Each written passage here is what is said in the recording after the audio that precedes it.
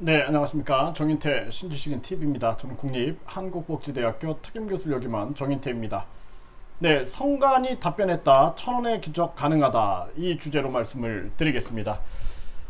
저는 이제 제가 짰던 전략은 뭐냐면은 지금 그 여론조사가 지금 조작을 하고 있다라는 기사가 나왔죠. 그래서 제가 영상을 올렸습니다. 그래서 여론조사를 조작한다 그러면은 진짜 이거는 굉장히 심각한 문제다. 그래서 우리가 그동안 뭐 댓글 조작 사건, 뭐 김경수, 그리고 뭐 사이버 또 국방부의 사이버 기관이 또 댓글 조작을 하고 국정원까지 댓글 조작을 해가지고 거대 양당들의 민낯이 그대로 드러났습니다. 그래서 이 제3지대가 절대로 출연하지 못하게끔 그렇게 각종 비리들을 저질러서 관련자들이 처벌을 받고 있었는데, 그 요즘에도 보면 똑같아요. 방송에서는 1, 2위 후보만 계속 집중적으로 다루고 군소 후보들은 다루지 않고 있어요. 그거 자체가 저는 선거 운동에 대한 이게 문제가 있는 거다. 저는 그렇게 보고 있고요. 그리고 그렇다면은 지금 제가 짰던 전략 중에 하나가 국민 공천증제예요. 그 국민 공천증제를 국민들이 20만 이상이 동의를 했는데, 공직선거법에 보니까 국민 추천장을 6천 장 이상 받으면 감옥에 쳐놓는다라는 거죠. 네. 그래서 제가 그 비판 많이 했죠. 아니, 국민들이 1,000만 명이 추천장을 써주든 그게 민주주의 국가에서 뭐가 문제냐. 그 위헌이다, 위헌. 저 법을 만든 사람들은 다 정신교육대로 보내야 된다. 제가 그런 얘기를 했어요. 근데 현행법이다 이거죠, 현행법. 그러면은 이번에는 1,000원의 기적이라는 걸 짠 거예요. 그래서 우리가 1,000원의 기적, 100원의 기적도 가능해요. 100원의 기적. 그래서 허경영 대통령 예비 후보, 대통령 후보가 모금할 수 있는 금액이 한 50억이 되는데, 이걸 1,000원이면 500만 명. 그러니까 500만 명이 1,000원씩 후원하면은 이게 500만 명입니다. 500만 명.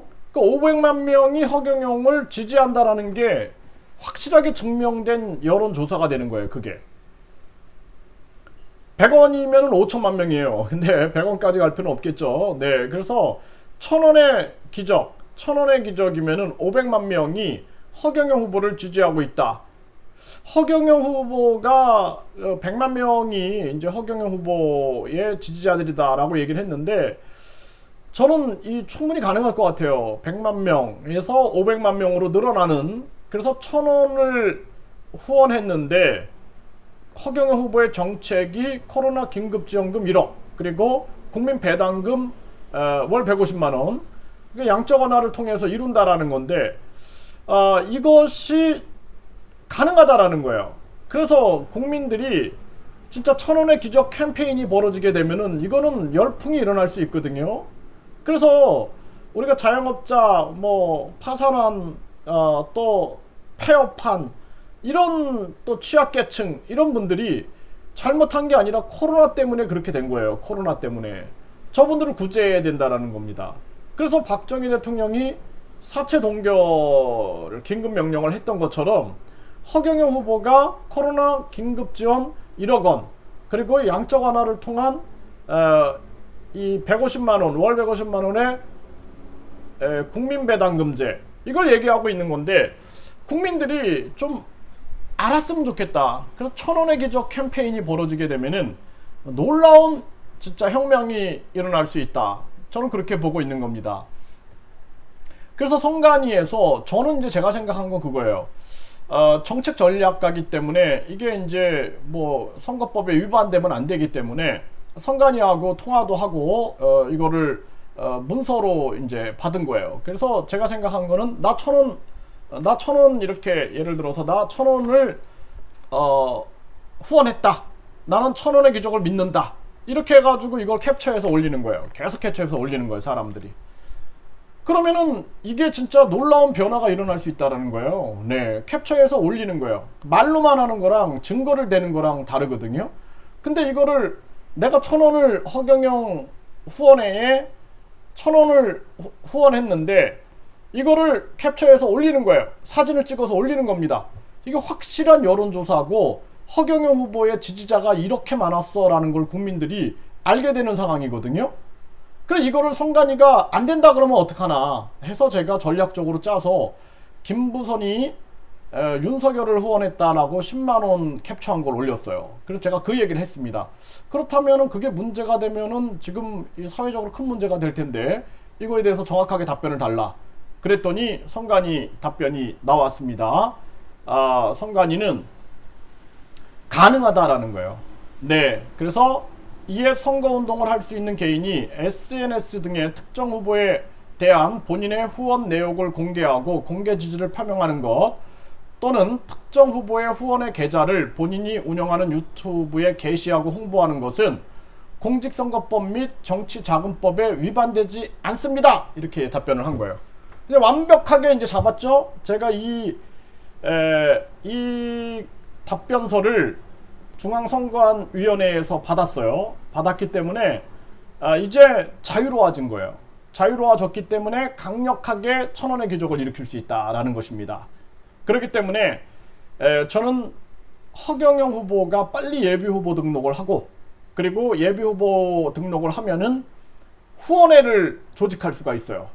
그리고 후원회를 조직하면은 후원회에서 후원 계좌를 선관위에 등록할 수 있습니다. 그리고 그 계좌는 투명하게 운영이 되는 거예요. 투명하게 운영이 되는 거예요. 그래서 이거를 제가 계속 얘기하는 거예요, 지금. 그래서 이걸 얘기하니까 어떤 분들은 말만 하지 말고 당신이 직접 해라 그러는 거예요. 제가 할 수 있는 게 아니잖아요. 예비 후보를 등록을 허경영 후보가 하고 후원회를 조직해서 후원회장도 뽑고 그리고 후원 계좌를 터가지고 후원 계좌를 공지하는 거예요. 그거 후원 계좌를 선관위에 보고해서 투명하게 그것을 운영하게 되는 것입니다. 이해되시겠죠? 그러니까 여러분들이 뭐 정인태 말만 떠드냐 네가 하면 되지 이런 얘기 하지 말라라는 거예요. 예? 그래서 제가 서울시장 선거 때도 이수봉 후보하고 단일화해야 된다. 단일화해서 3자 토론에 나가야 된다 하니까 몇몇 분들이 네가 인간 주제에 감히 신인한테 조언을 하냐. 인간은 신이 얘기하면은 그냥 듣기만 하면 되고 행하기만 하면 된다. 예? 인간 주제에 어디 신한테 감히 조언을 하려고 하냐. 이런 얘기를 듣고 제가 그때 엄청난 충격을 받았어요. 그 충격이 내 인생에서 가장 큰 충격이었어요. 그게 이런 말을 할 수가 있구나 사람들이. 예? 진짜